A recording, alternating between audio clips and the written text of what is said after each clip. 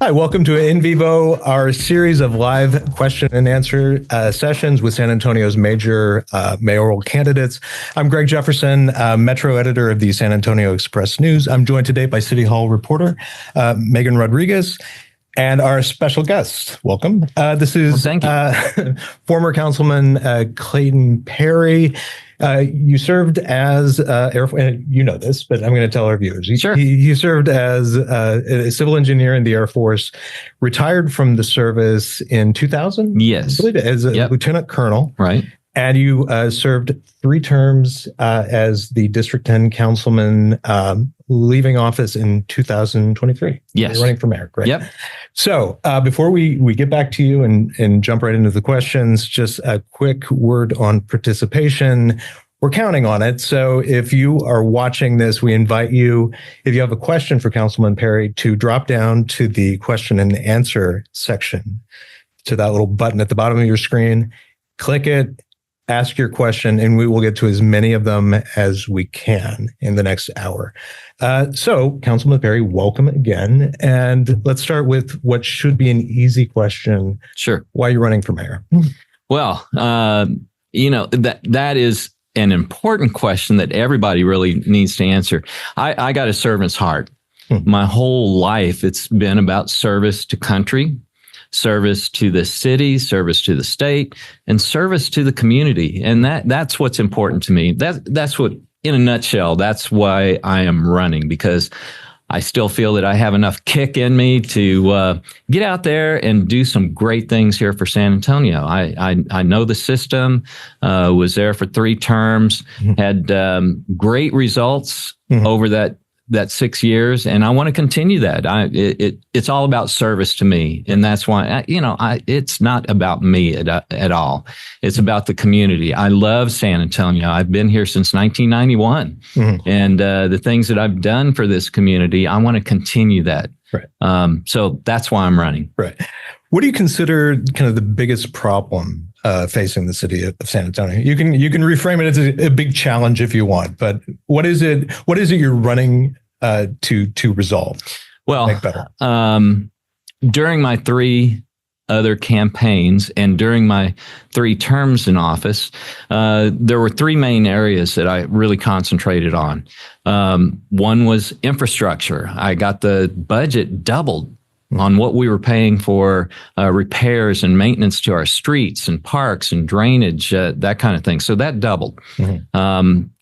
Crime was very important. People aren't feeling safe walking down the streets. And so I was able to get 200 additional police officers on the street during that 6 years.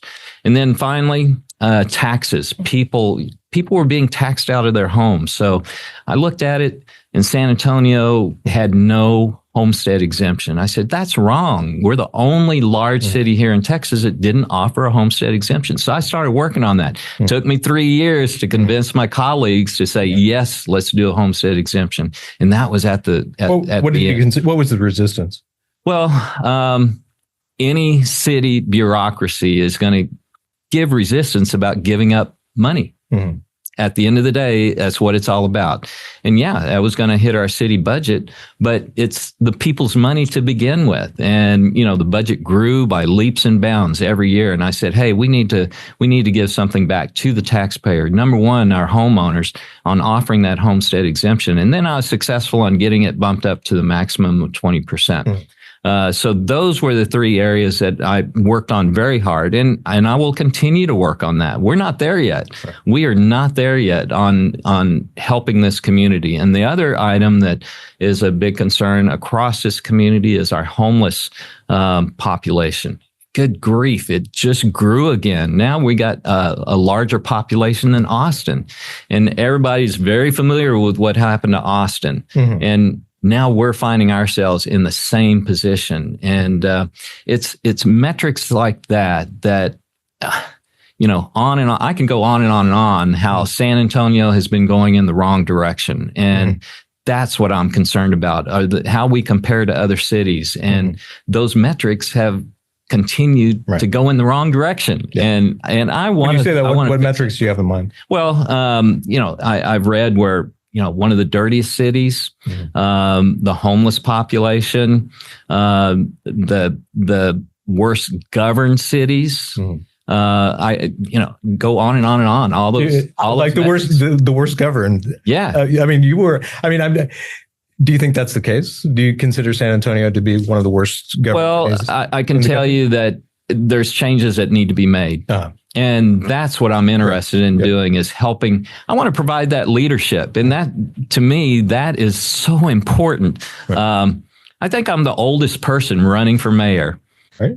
I think so. I haven't. Well, there's so many. There's so many of them. But I think I'm the oldest one running for mayor. And guess what I'm saying? I think we need some adult leadership downtown, and to offer that leadership. Which, look, I was 21 years in the Air Force, retired as a lieutenant colonel. I was also, and a lot of people don't know this, I worked my way up to be a vice president in a large engineering construction firm. And that takes leadership. And that's what this city needs, is some great leadership. On the issue of homelessness, since you brought it up a couple of times in there, I guess, what do you think needs to be changed? What do you think needs to be done? Well, there's so many disparate organizations here in town trying to help. And every one of those organizations has a tail to it. And this was an Air Force term, a military term. We need to chop off some of the tail and put it to the teeth. And what does that mean? The bureaucracies of all these organizations. We have all of these, they have good intentions, but you got all those salaries and people that are in these organizations, and it's bureaucracies.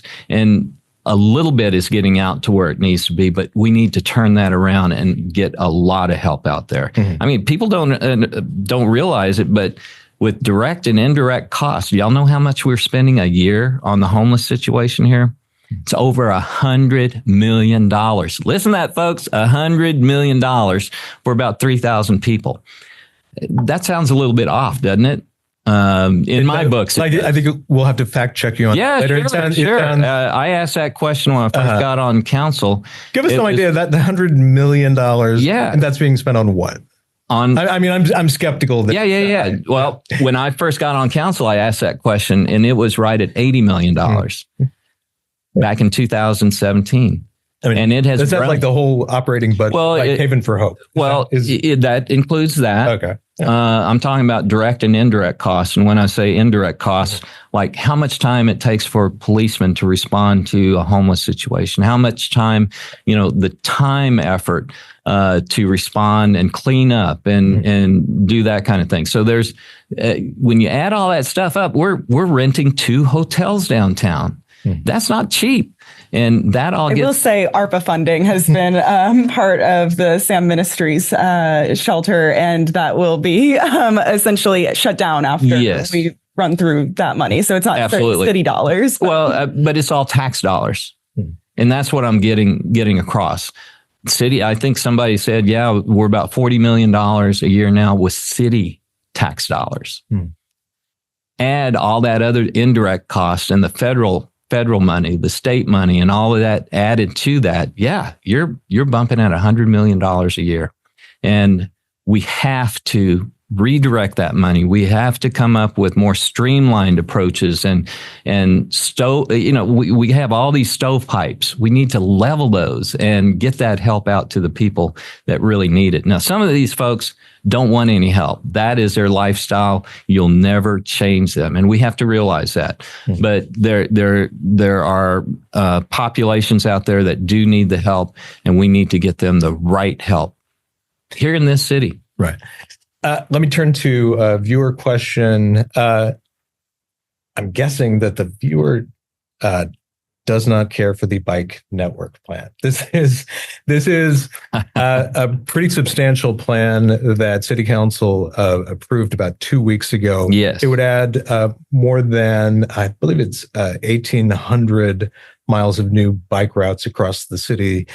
Depending on how you count it, all told, it could cost between $3 billion and $8 billion. Our viewer says he had read about this council decision with some consternation and wants to know what you think of the plan. Yeah, I think it's too much. This city has the biggest debt load of any city here in Texas per capita.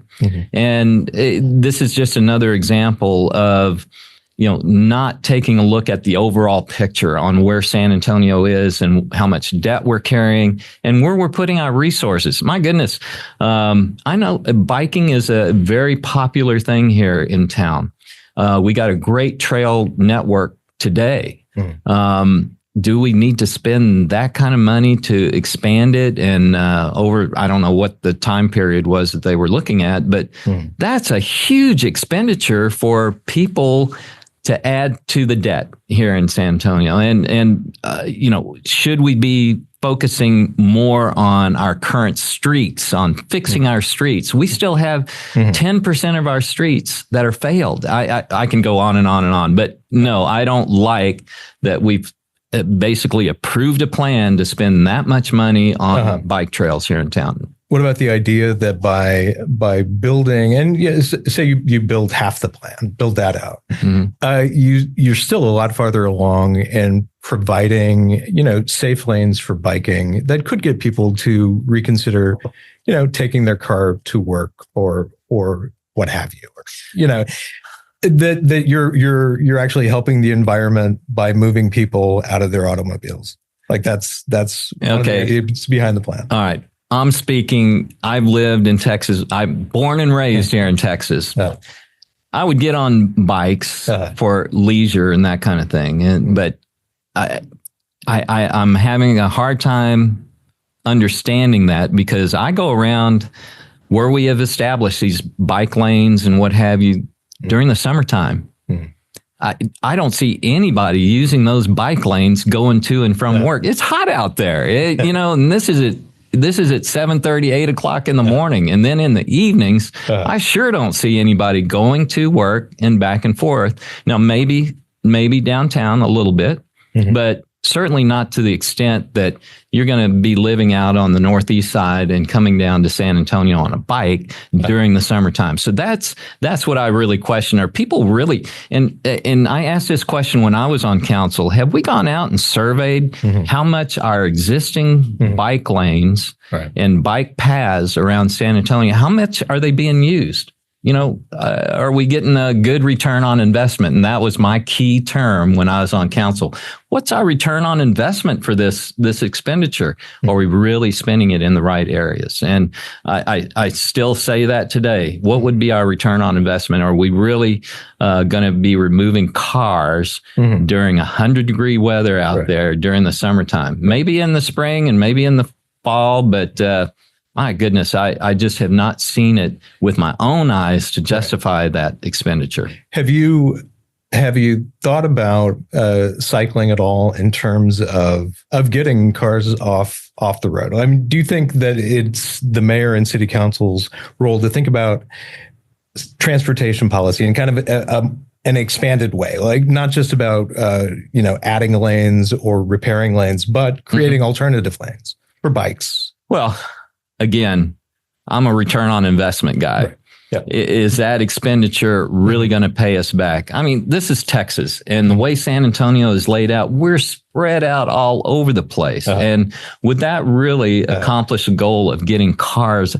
Look, I love my cars, and I travel by car everywhere. I don't take bikes to go to meetings or that kind of thing. Go enjoy entertainment or go out to any sports events. I don't take my bike. I lived 10 years in Europe. Belgium, for example, Germany, all these places. I mean, those cities are set up, dense cities, dense pack, and you see bicycles everywhere, and they have the weather for it also. They don't have during the winter. During the winter time, you're exactly right. Yeah. You're absolutely right. But you give them the Texas weather in Europe. And I was there one year. It was in the 90s in England when I was there, and people were literally dying because of the heat. And you didn't see any bicycles out on the road at that point either. So I don't have anything against the biking community. I think it has a place. particularly in the exercising and getting out and enjoying nature, that kind of thing. And we have a beautiful trail system here. But when we start going down that path of spending billions of dollars for additional things for bikes, I really question that here in Texas, particularly in San Antonio. Right. I want to turn to an event from November of 2022. I'm sure you know which way I'm going with this. Oh, yeah. So November 6, 2022, according to video footage, you had drank 15 drinks out in the North Side Bar, the Evil Olive, and then drove across the street to Bill Miller Barbecue and ended up immediately after that crashing into a Honda Civic, fleeing the scene, going home. All of this resulted in April 2023, you being handed probation for a year. And then it played a role in your decision not to run again. You had a fourth and final term on District 10 that you could have run for, but you ultimately decided not to, citing basically that you felt like you were kind of, that the case would become a distraction. And I wanted to hear a bit about this. Do you feel, since I feel like this DWI charge and the hit and run charges, are something that still kind of draw people's attention, or it's an incident that people think of when they think of you sometimes. So do you feel like this is something that could kind of draw attention away from your campaign, or be something that would be concerning to people if you were to be elected? All right. Well, let's go back to that event. Number one, I made a horrible mistake, and I have been very open about this. I made a big mistake. I wouldn't say that was the worst day of my life. My dad passing was the worst day of my life. This is right behind that. And I have been very open about this.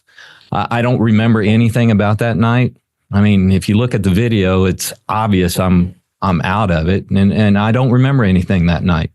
But that doesn't excuse that behavior. I shouldn't have stayed there. I shouldn't have been doing, drinking and then driving. It's against the law. And I am a law and order type of person. I paid for that incident, and I more than paid for it on the things that I did during probation. But I'm not making excuses at all. And I'm being very open, hoping that people out there can look at me, Clayton Perry, and say, I'm not going to do that. I'm not going to drink and drive, because let me tell you, it is devastating. It's an occurrence that nobody should go through. But let me tell you, there's a lot of people here in San Antonio that do go through it. It's not a slap on the hand. It is serious. It takes a lot of time. It takes a lot of money to overcome that. And and thank God nobody got hurt in this incident. I'm very open about that, and I will continue to do that in the hopes of convincing people not to do that. Look, I was riding high and having a great career, having a good time on council. Okay, my slogan was "Party with Perry." I don't know if you remember that or not. You might regret that. Yeah, absolutely. And to this day, I do regret that. And I am sorry that happened. But you know what? I've been forgiven. The individual that I hit forgave me, and that meant a lot to me. Did you reach out to him? It was a meeting across the table from each other after the incident, and I talked about it, and he talked about it, and at the end he said, "I forgive you," and that took a huge burden off my shoulders. Across the community, people have forgiven me. My family, which is so important. When you say the community has forgiven you, like how do you get? Well, I have had conversations with people coming up to me and saying, "Clayton, that could have been me. That could have happened to me." Everybody makes mistakes. And I had a comment the other day from an individual, Roy. I'll give you his first name. He said, "Clayton, if you can't give grace, how can you accept grace? How can you get grace?" And that meant a lot to me, just hearing that the other day. And so I'm not going to say that everybody has forgiven me. And there's probably going to be people that say, oh, I can't vote for that guy on what he did. But, there's tons of people here in San Antonio that have had similar, if not worse situations happen to them. They're the same person that, you got to follow the law. You got to pay back. You got to meet certain requirements. But inside, they're the same person. I'm the same person. I'm Clayton Perry. I'm not going to let this define me. And the things that I have done for this city, you can't take that away. You can't take away my military service. Those are all things that I've accomplished, and I'm proud of those things. My time on city council, I'm proud of that. You can't take that away from me. Now, you can say, Matt, Clayton Perry, that mistake was just too much. I can't vote for you. That's fine. But I can tell you that there's a lot of support out there saying, Clayton, we forgive you. And you've done everything that is required of you. You did some great things in your life and on council. We're still going to support you. And let me tell you, that's like a relief, a weight being lifted off your shoulders, because I wasn't going to stay in a hole. I wasn't going to fade away into the sunrise or sunset.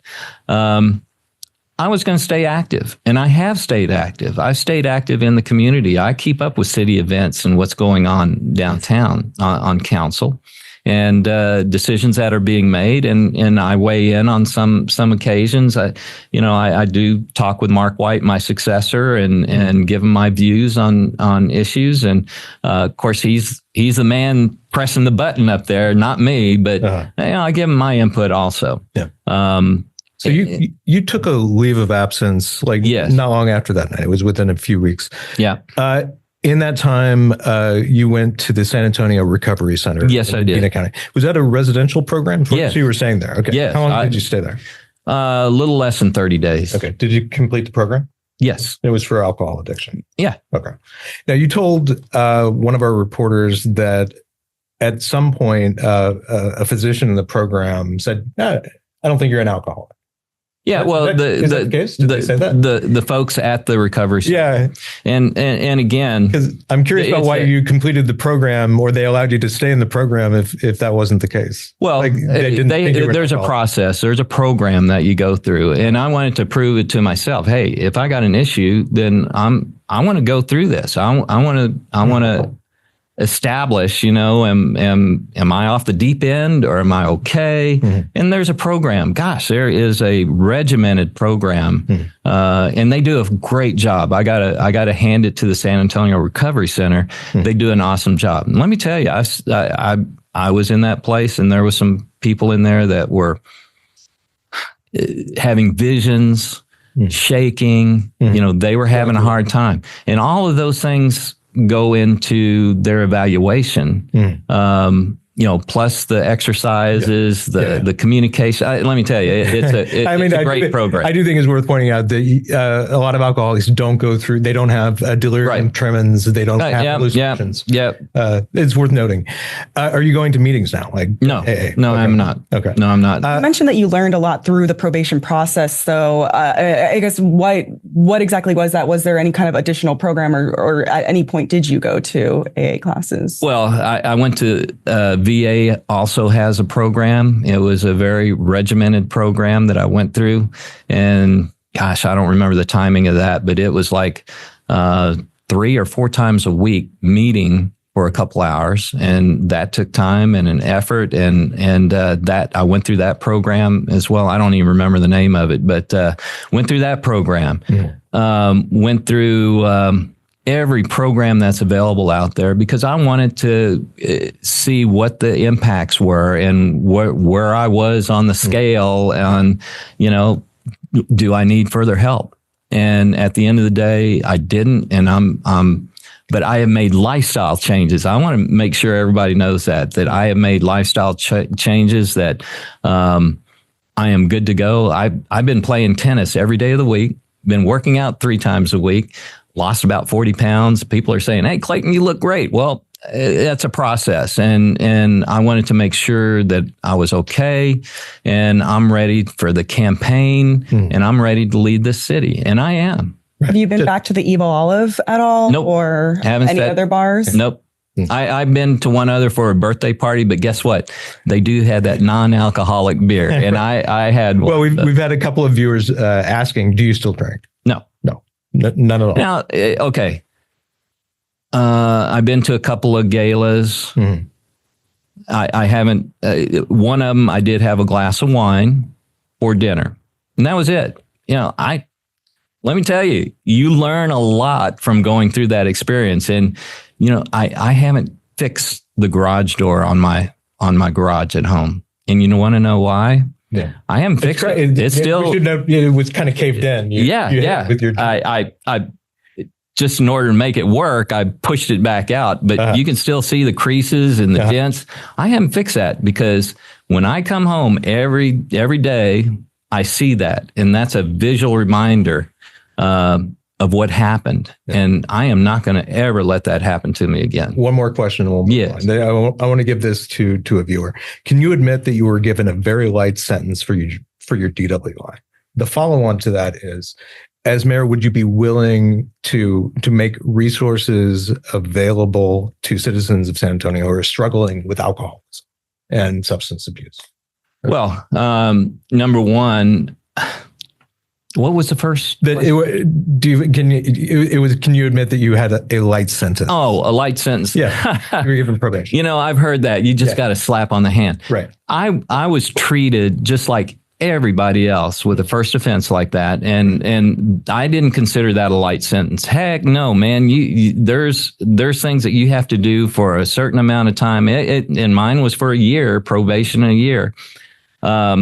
It's not a light sentence. You're talking about money. You're talking about, for example, you had to go do urinalysis tests. Mm-hmm. Okay. Mm-hmm. And that's, your probation officer could tell you anytime, call you up anytime, and you had to go. And what really struck me is how many people are sitting there waiting in line to go do that. And each time you have to pay money. It's not free. And you're talking about people that really can't afford that, taking time off their job, going through and doing this, plus paying for it. So, for people to say that it's a slap on the hand, it is not. Ask anybody that has gone through this, and they will tell you. And again, I had a probation for a year and had to go through. I mean, even this ignition lock system, had to pay for that, to have that installed on the Jeep, and that costs money, and everything you have to do with that program. So if anybody has a specific question on it, I'd be glad to talk to them. This is serious business.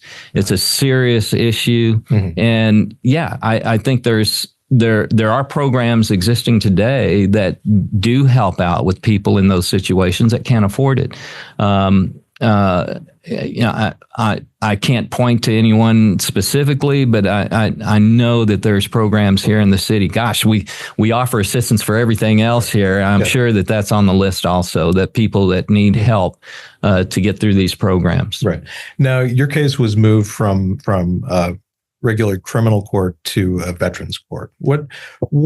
Oh, is that? No, that is incorrect. Now let me correct you on Greg. In your announcement for this thing today, you said that I resigned. Oh yeah, from my office. I did not resign. I'm not a quitter. I am not a quitter. I stayed in and finished my term. So I wanted to correct you on that. Oh, and I thank you for that. It was one of those marketing things. We did correct it on Monday. Okay, great. Well, thank you. Yeah, thank you. I didn't see that. I just wanted to correct you here. Right. But in this case, I'm talking about the veterans. Yes. Not okay. I'm not suggesting at all that you resigned. I'm saying that you moved your case from regular criminal court to a veterans court. Why was it? Well, I applied to go to the Veterans Court. And it's a special program for veterans. And I applied for that. But there was some issues with the district attorney's office has to approve you going into that program. And there's 2 tracks. One's a little bit easier and one's a little bit harder. And the district attorney's office was having an issue with me going into veterans court. So I said, all right, well, I'll just go into the regular court. So I didn't go into the veterans court. I went into the regular court, like everybody else. It's not a veteran, and went through that program. Right. Okay. And it was a 1-year program versus a 6-month program that the veterans court offers. Okay.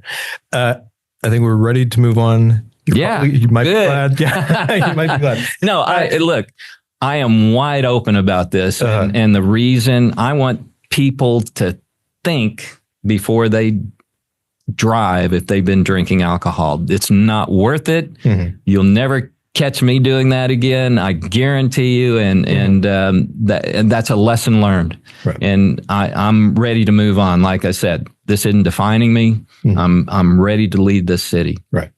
Now, think back to 2020. It's pandemic. It's raging. The economy is kind of in tatters in the fall of 2020. You can just see it might recover in a year or so.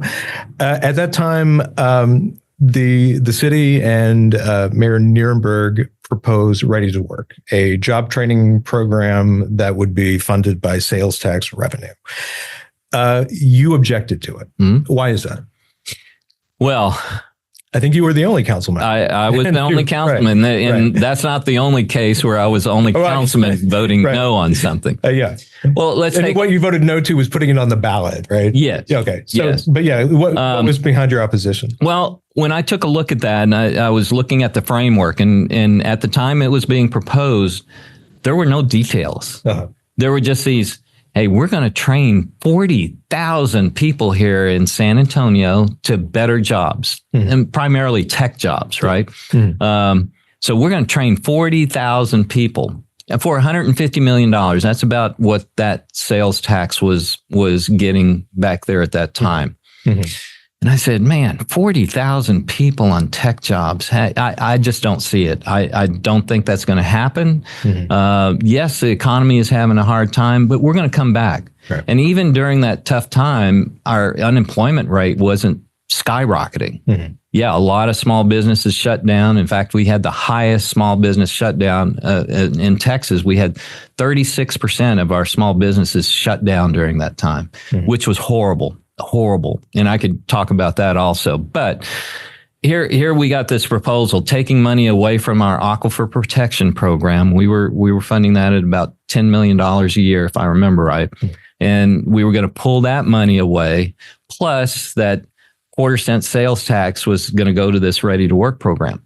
Remember, 40,000 people at $150 million. And again, no details on how that was going to work. Well, I voted against it, putting it on the ballot. It was voted in overwhelmingly. Right. Everybody thought that was a great idea. And that's fine. That's fine. That night, election night, did you feel like, because I mean, I don't remember exactly what the total was, but it was overwhelming. Yeah. Did you feel like, oh my God, I'm on the wrong side of history here? Yeah, no, because I've been proven right.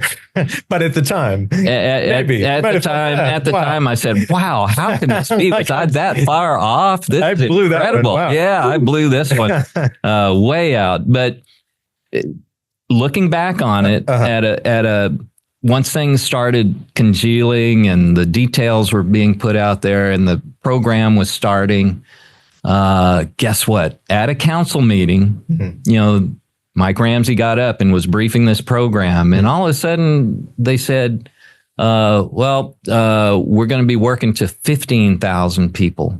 We're going to train 15,000. And I looked at that. They never told us that they're changing, they're moving the goalpost, right? They went from 40,000 to 15,000 and didn't tell anybody. And nobody even said a word about it until I piped up saying, wait a minute, we're supposed to get 40,000 people trained and for $150 million. And that changed also. Our sales tax was going through the roof. It was doing great. And so the estimate was $250 million. I said, guys, wait a minute. Who changed the numbers? Who changed them? Why? Where did that? Where you were touting 40,000 at 150 million. Now it's down to 15,000 at 250 million. Who changed these numbers? Where'd that come from? Silence. Nobody answered my question. They just kind of ignored that and just went on like, oh, no big deal. That's what we're going to do. Well, to further that, the program has been a failure. I don't know what it is today. Now, when you say that, like what?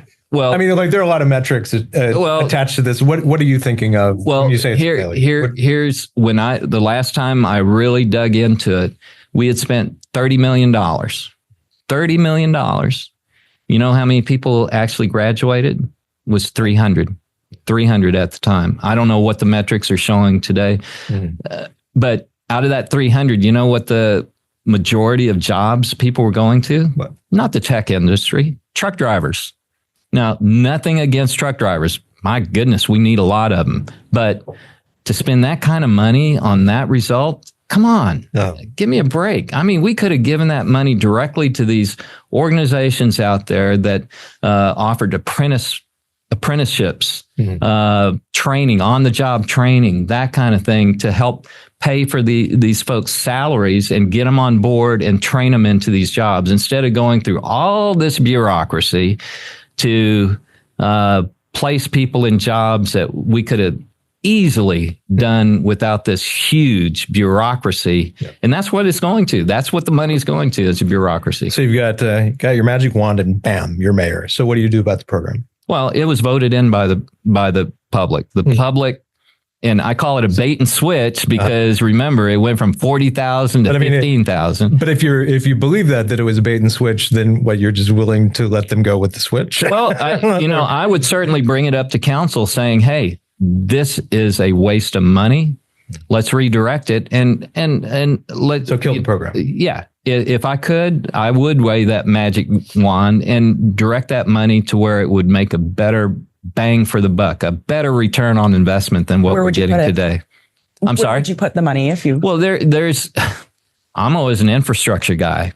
We got 10% of our streets that have failed, and people are begging for better streets here in San Antonio. We could fix a lot of streets with $250 million right off the bat. But there's many more better uses for that money than how we're using it today. And yes, I would try to kill that program. I'm sure it would have to go back out to the voters to do that. And that costs money also. But, I think it would be worth trying to see if I could get that through council. You served, of course, as we've talked about, 3 terms on District 10, had another term that you decided not to run for.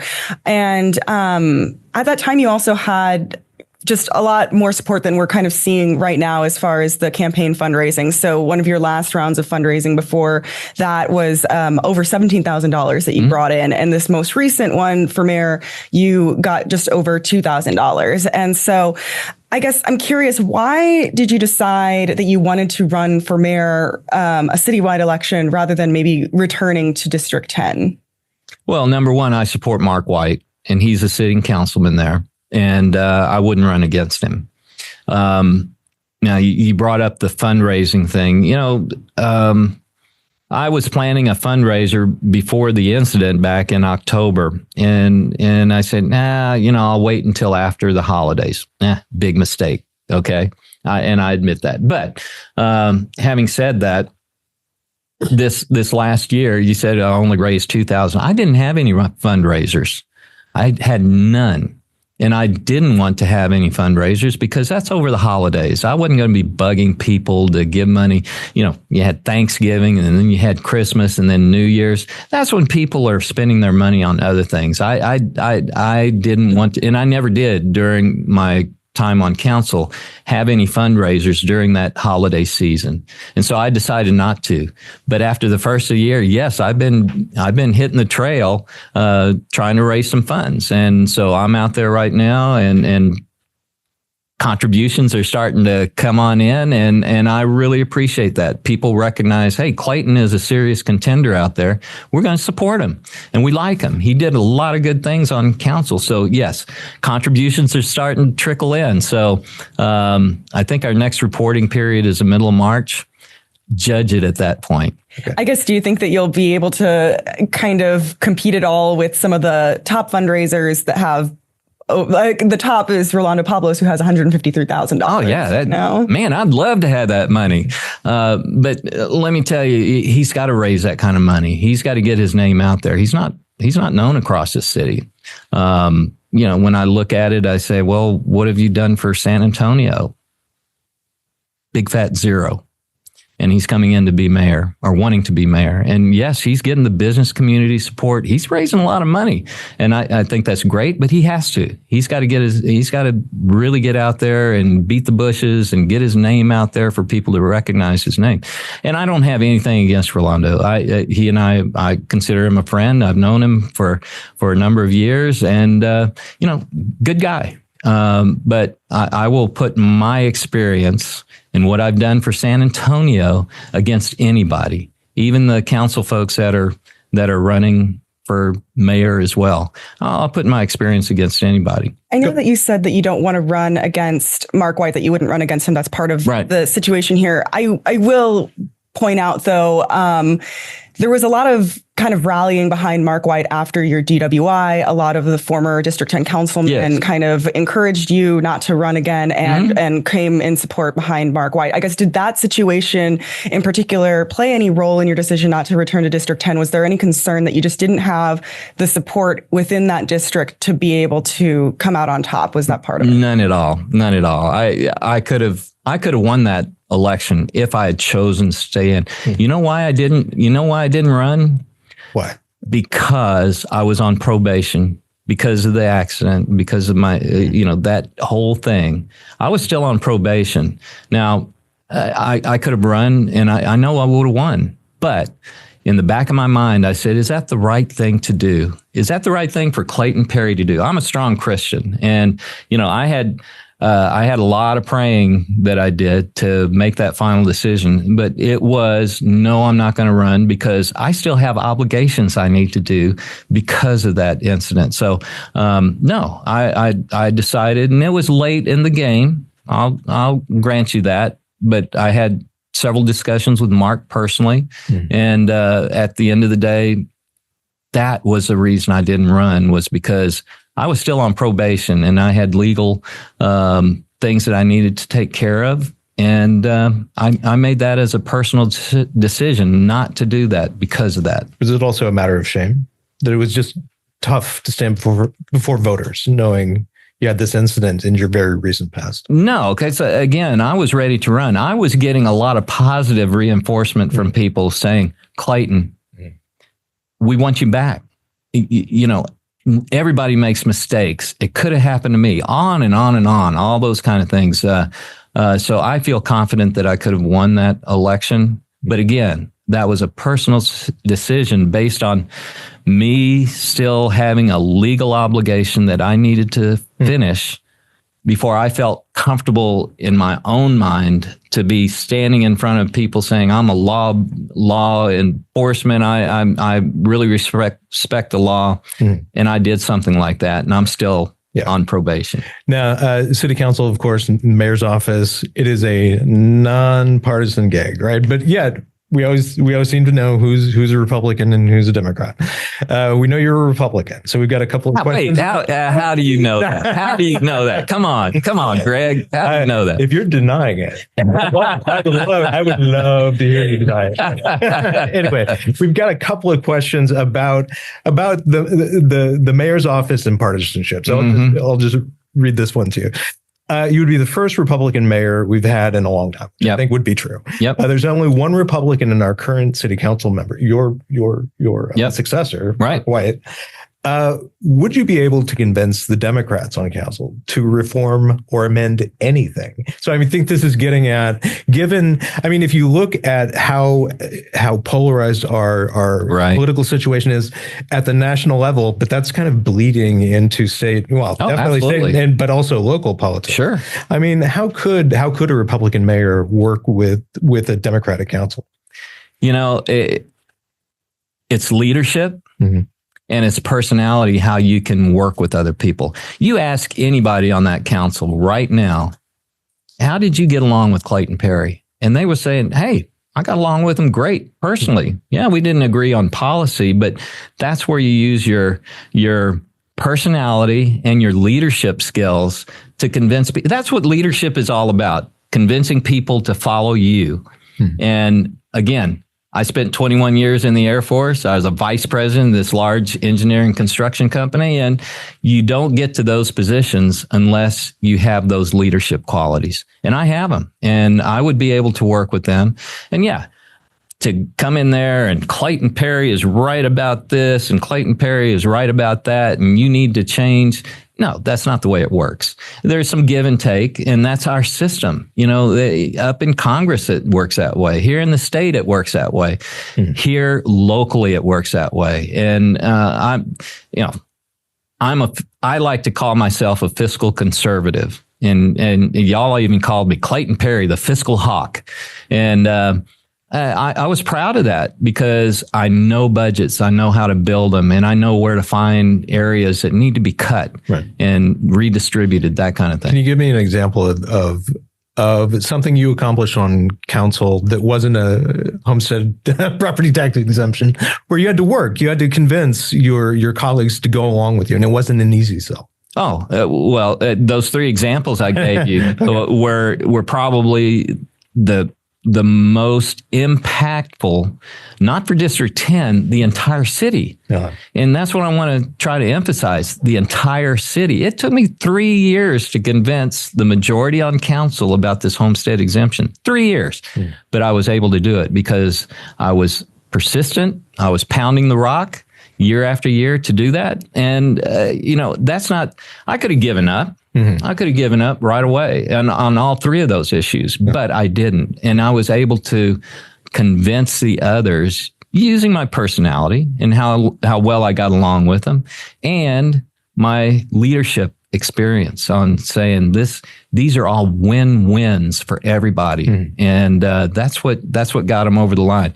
There's, those are the things that I've focused in on. I know there's other things out there also that I accomplished.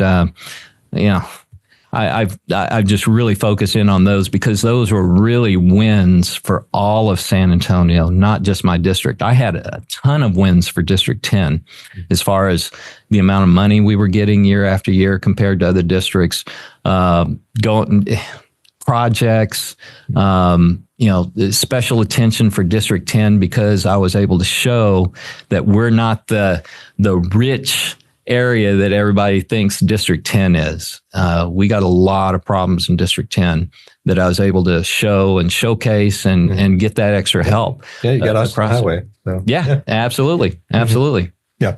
Now, we've had number of people weighing in on basically different questions, all having to do with eliminating unnecessary spending, waste, fraud. Sure. Doge, as you can imagine, is influencing everything, right? What approach would you take to budget making, one, and also with the homestead? You're like what is arguably your biggest win at council. Yes, right. It has it's put a squeeze on budgets. It's made the city is looking at a deficit, shortfall. I'm not going to go into numbers, but yeah, it's made budget making over the next couple of years a little tight. Right? Yeah. Any regrets about that? No, not at all. I think the number was around 30 million. Yeah. And look, this budget is right at $4 billion. $4 billion. Did you ever think San Antonio would have a budget of $4 billion? It has grown exponentially. And what I saw when I started digging into it, that year after year after year, our property values were going up. People were paying more in property taxes.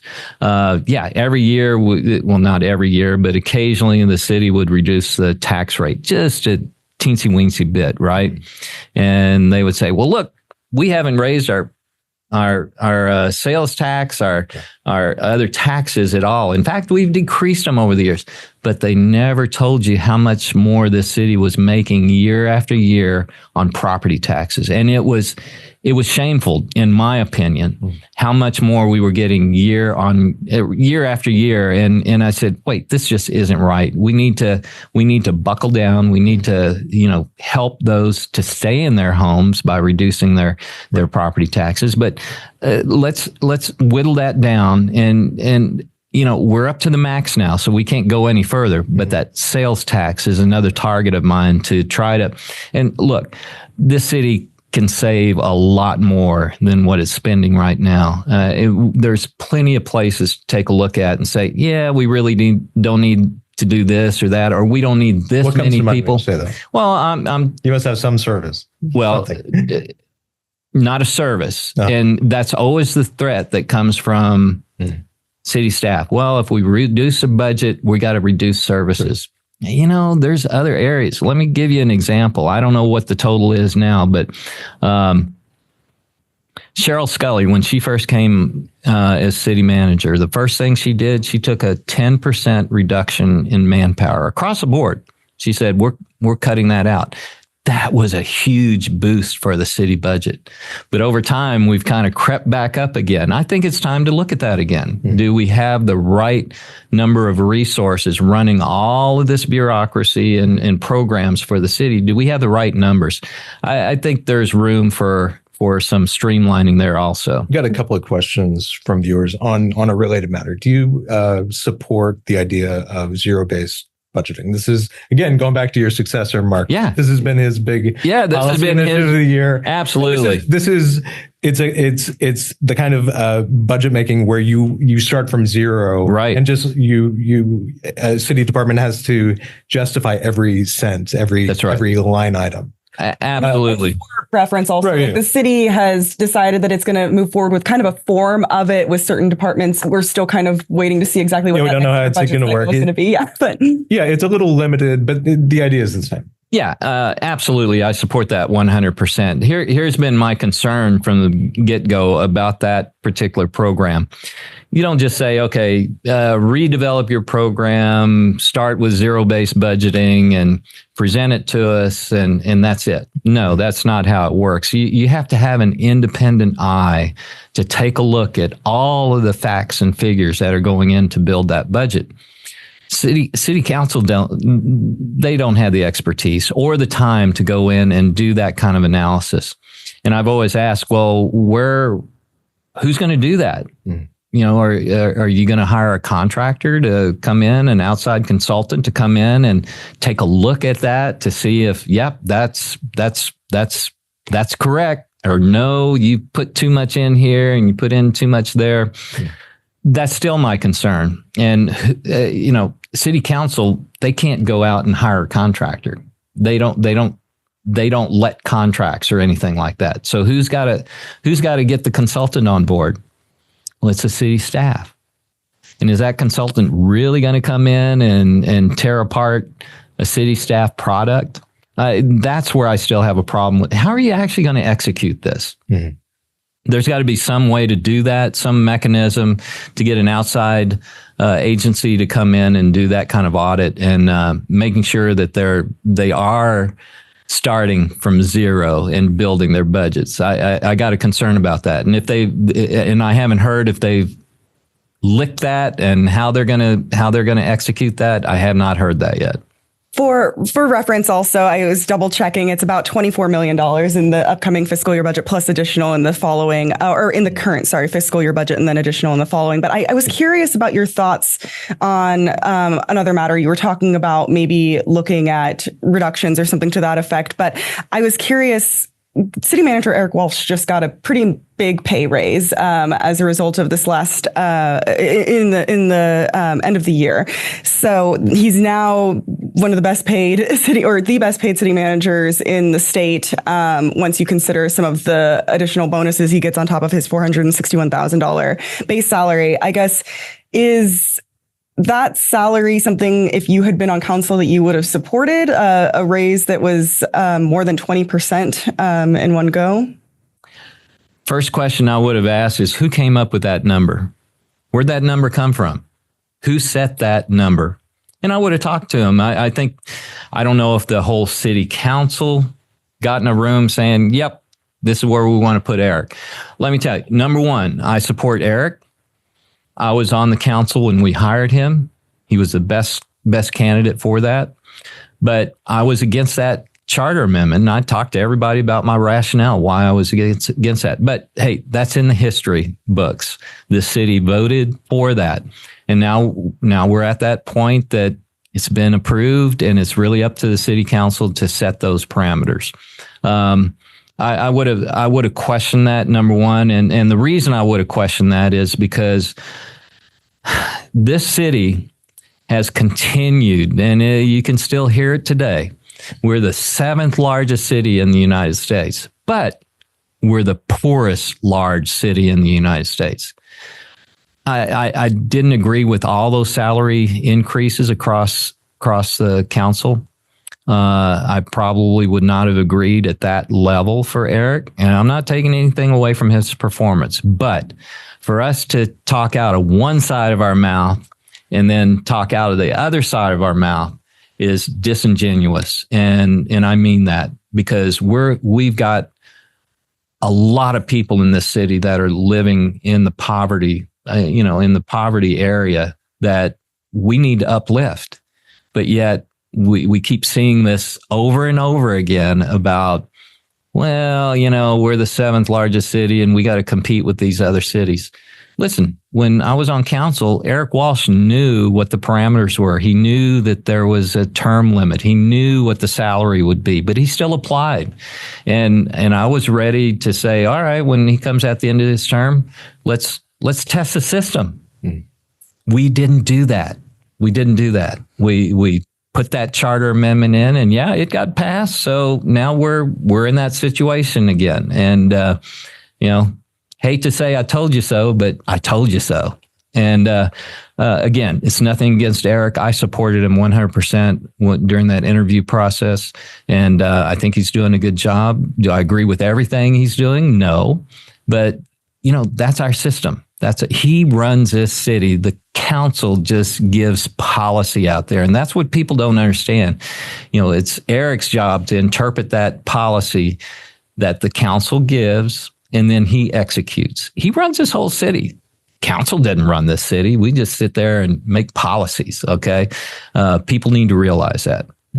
Last question. Oh, man, last. Oh, yeah, I know. We're almost at an hour. Dang. Yeah, the time flies. Yes. It really does. Okay, let's end on a multi-billion-dollar project that I'm sure you'll love. Project Marvel. This is the proposed sports and entertainment district for downtown. It'll include an expanded convention center, upgraded Alamo Dome, and maybe a Spurs arena. Mm-hmm. The Spurs arena, let's focus on that for a moment. Yeah. It's likely that the city will contribute something to the building of this arena. We've heard estimates of around $1.3 billion. We don't know how much the Spurs are willing to pay, mm-hmm. but we know that the city and county are likely to be asked, or we'll offer up some money. What do you think of that project? Is it something that the city needs to do? I'm taking a big gulp because listen, they're going about this the right way. They're showing a lot of pretty pictures about how this area would look, and we're going to upgrade downtown. Yeah. I'll go back in history. During Castro's mayor term, he said, "Let's have a decade of downtown," and we've had a decade of downtown. We have poured hundreds of millions of dollars downtown. city tax dollars. And that's kind of coming to a close, and you'll see still a lot of construction that's going to finish up over the next year or so. But now we're talking about another huge upgrade to downtown. So specifically the Spurs Arena. Mm-hmm. I'm neither for it or against it at this point. You know why? Why? Because they haven't told us how much it's going to cost, and they haven't told us this is how we're going to pay for it. And taxpayers, you need to come up with this much money. So I like the pretty pictures. Right. But I mean, if you're running for mayor, you must have some idea of what your appetite is for public finance. I can tell you, I can go back to an earlier statement. We are the most in debt per capita here in Texas of any city. So this will add debt to our loans that we have taken out over time. This will add debt. Are we getting a good return on investment? Are we going to really increase the revenue here in downtown? Is that really going to uplift the downtown area more than what we have over the last 10 years? I have my doubts, to be perfectly honest, but until I see the actual facts and figures of how much this thing is going to cost and how they're going to pay for it, I'll just say there's other basketball arenas around the nation that's being built and will be built that are being paid for by the ownership, not the taxpayer. So I think all of that's going to come out over time, and it's going to ultimately be up to the taxpayer saying, yes, we want to do this, or no, we don't want to do this. We don't want to spend that much money. Now, by saying the decade of downtown came to a close, that's over, is that a way of saying, like, you don't support these very large capital projects in the southeast corner of downtown? No, I'm not saying that at all. It all comes down to dollars and cents and how is it going to get paid for. Let me tell you, if you take a look, and it was highlighted at a presentation the other day, and I saw this when I was on council. Roberto Trevino did a chart with tax revenue across the whole city, and where is the biggest tax revenue generators located at in San Antonio. And guess what? Downtown was head over heels above everything else in downtown. And now we have a new generator, and that's in the Pearl District. And that's catching up to downtown. But bottom line is we have to keep investing in downtown to keep that level of income into the city coffers. Now, I can tell you it's how they're planning on financing. Are they going to take that revenue away from the city that the city should be getting to help roads, streets, police, firemen, all of that stuff? Are they going to take that away and pay for these venues?